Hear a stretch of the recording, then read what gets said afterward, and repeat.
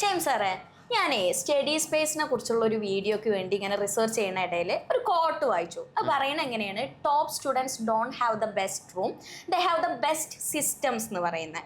അപ്പോൾ ഒരു study space എന്ന് പറയുമ്പോൾ ഇപ്പോഴത്തെ നമ്മുടെ കുട്ടികൾക്ക് വരുന്ന എന്താ, ഒരു പിൻട്രസ്റ്റ് വൈബ്, എസ്തെറ്റിക് ആയിട്ട് വേണം, ഫോട്ടോ എടുക്കാനൊക്കെ പറ്റുന്ന രീതിയിൽ വേണം എന്നുള്ളതാണ്. അപ്പോൾ കുട്ടികൾ പറയും, എൻ്റെ വീട്ടിലെ സ്റ്റഡി റൂമിൽ പോയാൽ ഒരു മൂഡില്ല, പഠിക്കാനൊന്നും മൂഡില്ല, അത് കാണാനൊരു ലുക്കില്ല, ഓറല്ല എന്നൊക്കെ പറയും. അപ്പോൾ ഒരു സ്റ്റഡി സ്പേസ് സൈക്കോളജിക്കലി എങ്ങനെയാണ് വേണ്ടത്, എന്താണ് നിങ്ങളൊരു അഭിപ്രായം? മാം പറഞ്ഞൊരു കൺസേൺ എന്ന് പറയുന്നത് റിയലാണ്. കുട്ടികൾ പലപ്പോഴും ചിന്തിക്കുന്നത് എന്താണ്, നല്ല ഭംഗിയുള്ളൊരു സ്റ്റഡി റൂം ആയിട്ടേ എനിക്ക് പഠിക്കാൻ പറ്റുള്ളൂ എന്ന് കുട്ടികൾ പലപ്പോഴും ചിന്തിക്കും. പക്ഷേ യഥാർത്ഥത്തിൽ സംഭവം എന്താ വെച്ചെങ്കിൽ, നമ്മൾ പഠനവും അതുപോലെ തന്നെ നമ്മുടെ റൂം എത്രത്തോളം ഭംഗിയായിട്ട് അറേഞ്ച് ചെയ്തിരിക്കുന്നു പറഞ്ഞിട്ട് ഡയറക്റ്റായിട്ട് എന്തില്ല, ഒരു ബന്ധമല്ല.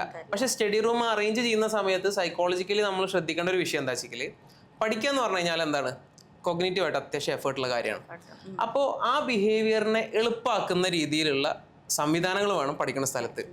അതായത് പഠനത്തിന് സഹായിക്കുന്ന സ്റ്റെപ്പുകൾ നിങ്ങൾക്ക് പെട്ടെന്ന് എത്തിപ്പെടാൻ പറ്റുന്ന രീതിയിലായിരിക്കണം ടേബിൾ അറേഞ്ച് ചെയ്യേണ്ടത്. ഇപ്പോൾ ഇന്നത്തെ കാലഘട്ടത്തിൽ ഒട്ടുമിക്ക ആൾക്കാരും ഡിജിറ്റൽ ടൂൾസ് ഉപയോഗിക്കുന്നുണ്ട്. അപ്പോൾ ഒരു പഠനത്തിൻ്റെ സമയത്ത് നമ്മൾ അറേഞ്ച് ചെയ്തിട്ടുള്ള ഒരു ഡിവൈസ് ആണെങ്കിൽ ആ ഡിവൈസിൽ നമ്മൾ ഡിസ്ട്രാക്ട് ചെയ്യാൻ സാധ്യതയുള്ള ആപ്പുകളും മറ്റൊക്കെ ഉണ്ടാവും. അതിലേക്ക് എത്താനേ നമുക്ക് പെട്ടെന്ന് പറ്റരുത്, അങ്ങനെ അതിനെ ഡിസൈൻ ചെയ്യണം.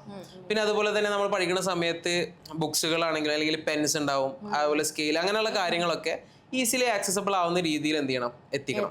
അതിലേക്ക് കുറെ പ്രയാസപ്പെട്ടിട്ട്, അല്ലെങ്കിൽ അടുത്തൊന്നും പെന്നില്ല, ഇനിയിപ്പോൾ ഒരു പെന്ന് മഷി കഴിക്കും, അപ്പൊ തന്നെ നമുക്ക് അത് മറ്റൊരു പെൻ എടുക്കണമെങ്കിൽ അവിടുന്ന് നീച്ചു പോകേണ്ട അവസ്ഥയിൽ ഒന്നും ഉണ്ടാവരുത്. അതൊക്കെ ഈസിലി ആക്സസബിൾ ആവുന്ന രീതിയിൽ വേണം എന്ത് ചെയ്യാറ്, ഇത് വെക്കാൻ വേണ്ടിയിട്ട്.